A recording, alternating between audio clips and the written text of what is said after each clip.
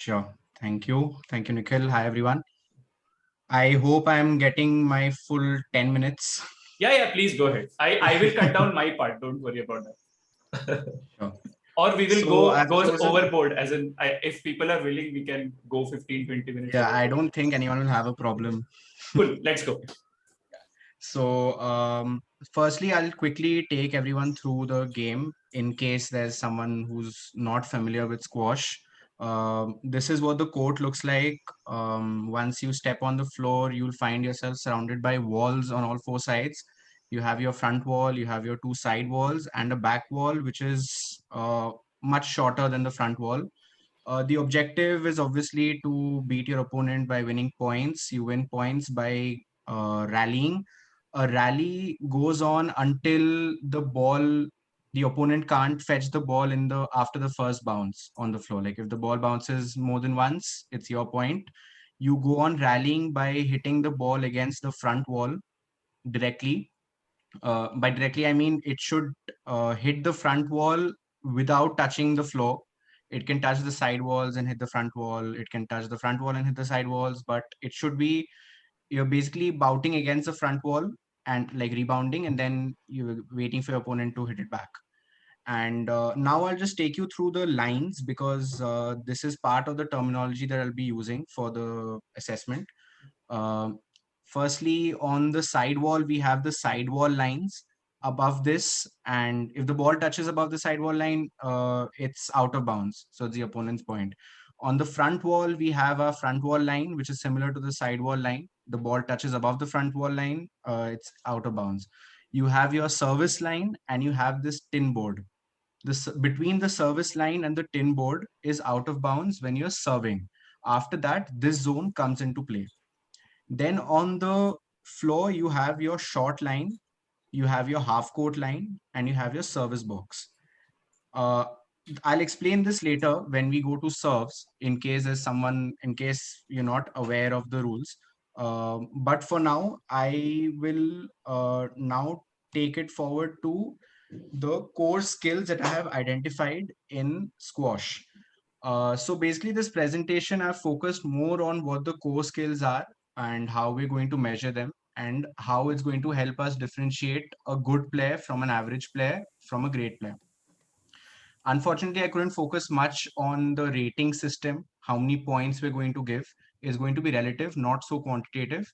But in due course, I will definitely work on, what is like similar to tennis, where you have an ITN 10 to ITN 1.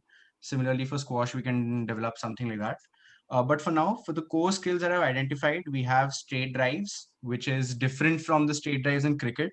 This is similar to a down the line shot in tennis. We have a cross drives, which is like a cross court shot in tennis. We have a boasts, which I'll explain soon. We have the volleys, which are the standard volleys, like in tennis. We have our serves, and we have mobility, which is movement, like fitness related. Now, obviously, you can argue why have I chosen these core skills? Why have I missed out on something? Like, for example, when Nikhil was presenting ITN the previous day, my question was why is drop shot left out? Why is lobs left out? Similarly, you can have the same argument here. Why is the drop shot left out, or why is even serve included in a core skill in squash, which again I'll explain later. But yeah, free to like if you can convince me well enough, I can remove serves from core skills. But for now, let's check out each of these one by one. Since, like Nikhil mentioned, most of us have done like the player, chosen the ITN as a reference for our assignments. So it should be relatively easy to understand this because I've picked this up from the ITN concept only and just translated in the context of squash. So for each of our shots, I have defined target areas or target zones where we want the ball to land, so that we can differentiate a good shot from an average one. Firstly, for in this the diagram on our left, I've divided this into lateral cross sections using the short line, the horizontal line of the service box. I've added a line of myself by myself between the service box and the back wall, And accordingly, I've divided the court into 4 zones, which I'll hereby refer to as zone 1, 2, 3, and 4. Now, in the second diagram, I've divided the court. So firstly, for the left-hand side, these 4 zones will define depth across our shots. And for each of our core skills, you'll understand that depth will get you more points and will rate you as a better player eventually. On the right hand side, I have divided this. I've taken the vertical line of the service box as a reference, and I've created 2 zones, one to the left and one to the right of the service box. And these I'll refer to now as from here on as the service line, service box line, or the service box zones. And these I'll use mainly for accuracy and for consistency, as we'll see after this. So for our first core skill, which is our straight drive, or our also known as parallel drive, which is similar to the down the line shot in forehand, so in tennis, we'll do the assessment by using parallel drills, which I'll show through, I'll refer to videos on YouTube and I'll show what this looks like. And I'll focus more on what is a good shot rather than how we are scoring. So by explaining what is a good shot, I'll slowly delve into what the scoring mechanism is. So let's have a look at this video. I hope it works.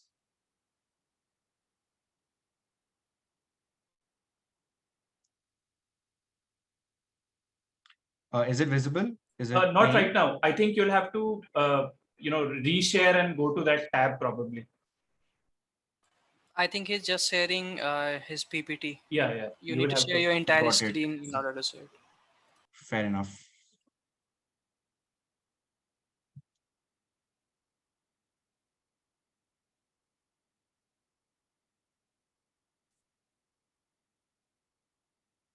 Yeah, is it visible now? Yeah, it is. So this is an example of the down the line, which is basically our straight drives for both forehand and backhand. We'll see in this rally how important it is to have a straight drive as your core skill, and what is a good straight drive. So let's have a look at this rally. Now we've begun with the straight drives. It's like a bout going on, one player after the other testing each other through these straight drives. Now, what you'll notice here, firstly, is how deep the balls are. The balls are very deep, and what that does is it makes the player, the opponent, stretch further, move back, move into a defensive position. And as a result, they move away from the center of the court. And that puts you in a better position while it puts them away from, it leaves the rest of the court open for you. So now they've moved into a cross court, but they'll soon go back to the down the line, the straight drives again. So you see again, straight drives consistently one after the other, testing each other. And you can always see that one player is moving to the corner and then back to the center of the court and then again to the corner. So the importance of depth here is that it keeps the opponent in one corner of the court and leaves the court open for you in case the opponent hits a weak shot. Another thing you must have noticed in all of these rallies is that the ball is very close to the wall. Now, what that does is, again, makes the opponent stretch further. It makes it difficult to hit a good, powerful shot. And that's why the opponent also, in a defensive reaction, keeps hitting the ball parallelly. Now, why it's closer to the wall is so that, by chance the opponent mishits or something, that puts you in a good position to finally finish off the rally. So these were our straight drives. So using this, the measurables I have defined are, firstly, for depth is the closer the ball lands to the back wall. If it lands in zone 4, you get more points. It's very similar to the tennis ITN assessment that we saw. The closer it lands to the back wall, greater points you get. For consistency, again, this is why I have defined the service box zone, is that the more consistently you can hit in this zone, in the service box zone, you will get more points.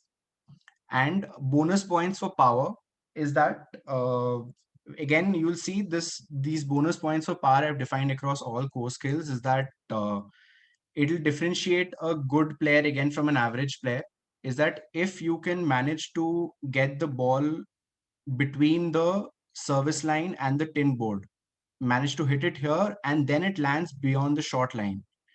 That means you are hitting a more powerful shot and you should be rewarded for that.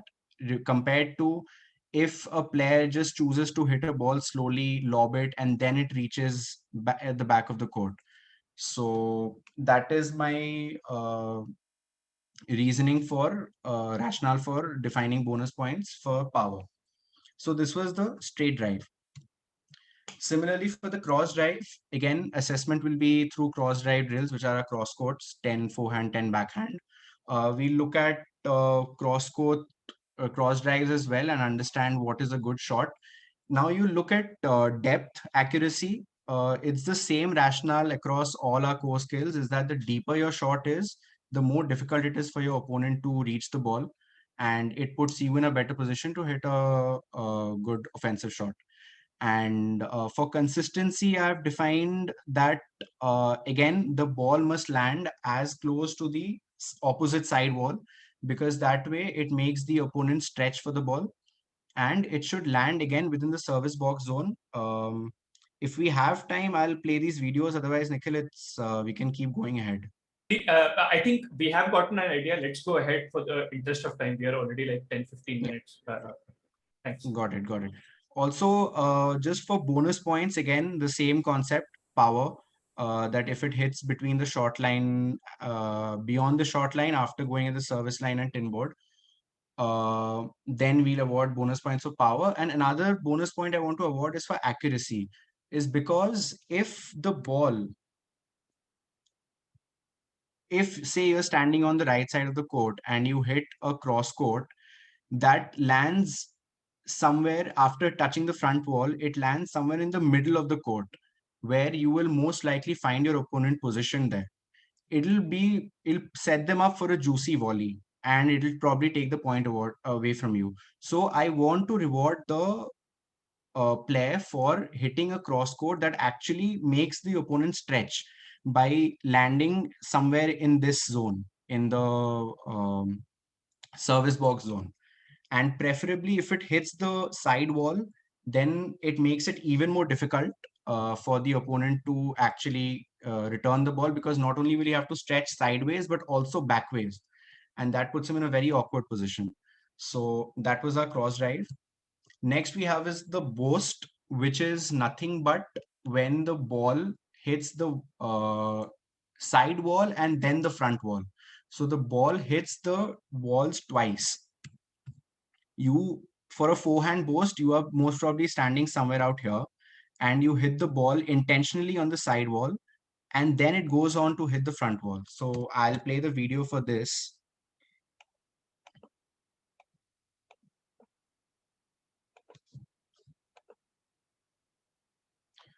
So here I've chosen to award, sorry. So like I said, you'll most probably find for a forehand boast, you'll find the player standing here. This is an example of a boast.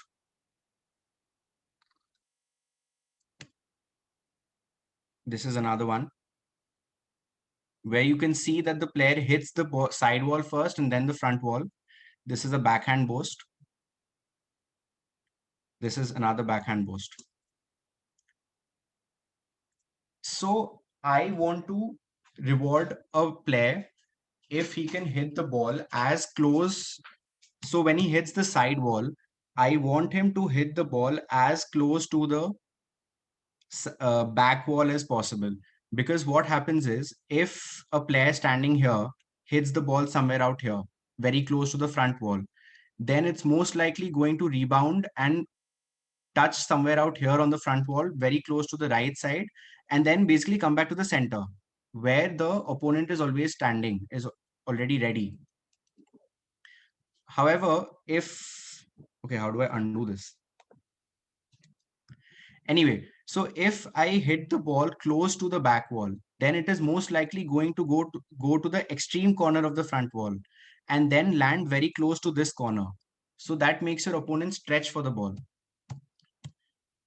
So that is the first case. And secondly, again, I want to keep the ball as low as possible. Otherwise, a player might just hit the ball upwards and it might be in the air for a long time, giving the opponent an ample time to actually, reach the ball and then finish off the point. So if the ball remains as low as possible, I want to award the player for that as well. So that was our boast. Next is our standard volley. Assessment will be down the line volleys, which are more crucial. Personally, I feel are more crucial than cross court volleys. For depth, again, same principle is that the further it is from the back wall, the more points I will award. And again, for power, I have defined bonus points. This is not very well defined because I've written around the service line, but this can be defined better, I'll admit that. But I do want to award the player bonus points for power as well. Finally, for serve, we have again standard lob serves. Same principle again, closer to the back wall, greater the points. Now I'll show you what is a good serve and why and how I want to award a good serve.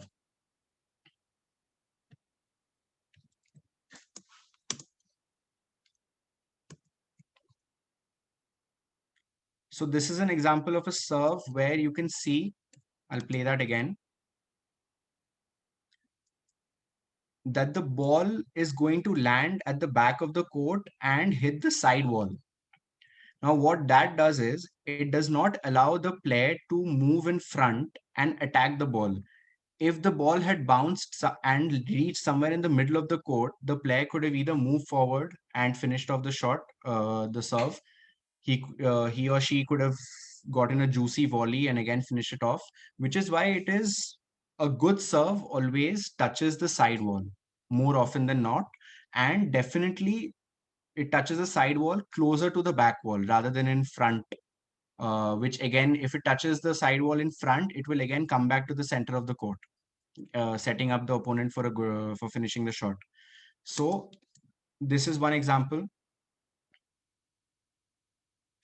This is another example where the ball touches the side wall and then even the back wall, putting the player in a very awkward, the opponent in a very awkward position to return the shot. So bonus points for hitting the side wall beyond the short line. So as further closer to the back wall, more points. So that ended with our core skills for our strokes. Finally is our movement for mobility. I've defined this as 6 balls that I'll place on 6 positions of the court where you can see the cross marks. And the starting point is our T point. And just like in the ITN framework, they'll pick up one ball at a time, move in the same direction. Pick up one ball, come back to the T point, pick up the next one, come back, move in a clockwise or anti-clockwise direction. You time the total time it took for the drill and award points accordingly. The final part here, something that I felt wasn't explicitly mentioned in the ITN framework, is providing weights to each of our skills. It was implicitly mentioned in the sense that serve had the maximum points awarded out of the total for tennis. But here I've made it more explicit in nature, where I've awarded weights for each of the skills. I've awarded the maximum to mobility because squash inherently is a very defensive sport in the sense that uh, if you try to attack too much, what that also does is, and anyone may correct me if I'm wrong, what it does more often than not is it puts you in a position where you will take longer to come back to the tee, which is the best position to be on the court. In a way, while you're trying to finish off the ball, you are also losing control of the rally. Whereas in defensive, because basically squash is about picking the right time to attack. The rest of the time you're on defense mode, and for defense you need a lot of mobility, a lot of fitness, which is why I've awarded more points to this. I've awarded least points to serves because I had actually read somewhere that a pro squash player was once asked, in the history of squash, who according to you is the best server, and the reply of the pro guy was, who cares? And that is how, like, that is the importance of serve, is that it's more important to not do a bad serve, because you do a good serve, the maximum it will do is put your player in a little defensive position, but you do a bad serve and it will definitely lose you the point because the player can finish off the point. So that's why for serves, I've given slightly lesser weightage. I've given most weightage to straight drives because it is a very crucial part, crucial weapon for a player to have. And for cross drives, posts, and volleys, I've given equal weights to each of them.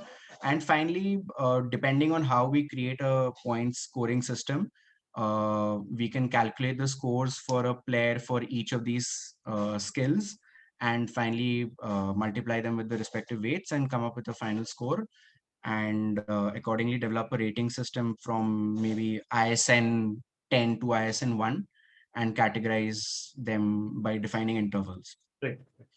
So I think this was really well done, and seeing this, one of the thoughts that comes to mind is that you should pitch this to squash federations and try and get them to do this, because this was really amazing to see the level of depth. Have you played squash at some level? Because the kind of insights you were trying, you had derived, looked like someone who had played squash very seriously.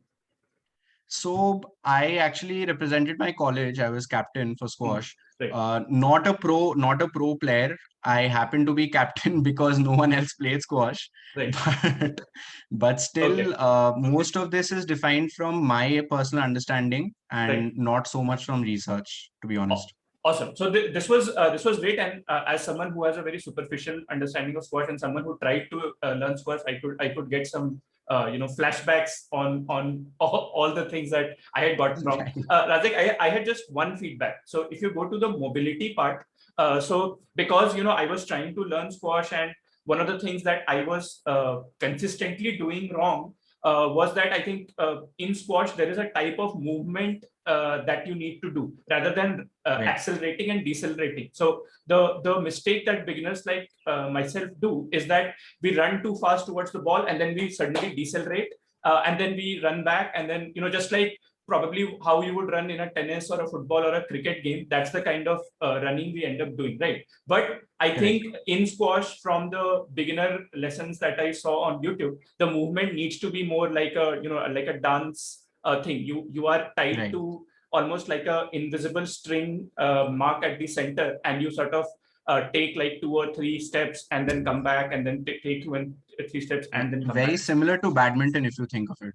Very similar to badminton. So that's another game that I suck at. So I did not bring that up. But do you think there is merit in because I can clearly see that is one thing that differentiates newbies like me with someone who has played at some level. Do you think there is merit in including that as well? The type of movement, or whether they are moving in the right manner or not. I'm not sure how you would measure it, because right now you have timed it, right? There are 6 balls placed there, and you have to pick and bring it back. But the way you move is also, I think, extremely important. Correct. That's right. Like you mentioned, even I am finding it difficult how we're going to measure it. But my understanding is that if you have the right technique of moving, at least for lateral movement and for backward movement, you will inherently time yourself better if you have the right technique. Rather than if you're running and quickly accelerating, decelerating, you will be inherently slower if you follow that technique. Correct. So you're saying that that's implicit, as in that would automatically be included in the time trial that we do placing 6 balls. Yes. Okay, fair enough. So that was from my end. In case you folks have any questions, suggestions, inputs, please feel free. I think there must be better squash players than myself in this bunch. So please feel free to add to this. And Pranav, in case you had any... so I don't have any questions as such. I think I also had on the mobility, which you covered. But Rajek, so I just wanted to mention that I really enjoyed going through this. The time, I mean, 2 things really stood out to me. One, that you've actually put in a lot of thought into creating this framework and this presentation. And the second is that I really enjoyed the way you presented it. So you broke down everything. So like Nikhil, I also don't have a lot of knowledge of squash, but the way you presented it, the examples you showed, the videos you showed, so it got me interested personally in how squash works. So I'll be I mean, I'll be looking out for at least a couple of games next time to see how to apply the framework that you mentioned to the game that I'm Right. playing. I love doing that Right. in football, and I'll see if I can do that in squash. So great work, really enjoyed it. Thank you, Pranav. Thank you so much. Actually, I felt that the best way to present it and to get my point across on how we're going to score is by understanding what a good, stroke is, what a Yeah, good shot yeah. is. So that way, I felt it was essential to present it that way. Absolutely, absolutely. Right. And once hopefully, whenever the lockdown ends, Pranav, I'll invite you to a game of squash. So Yeah. both of us can try and implement Yeah. all that we saw here. So thanks.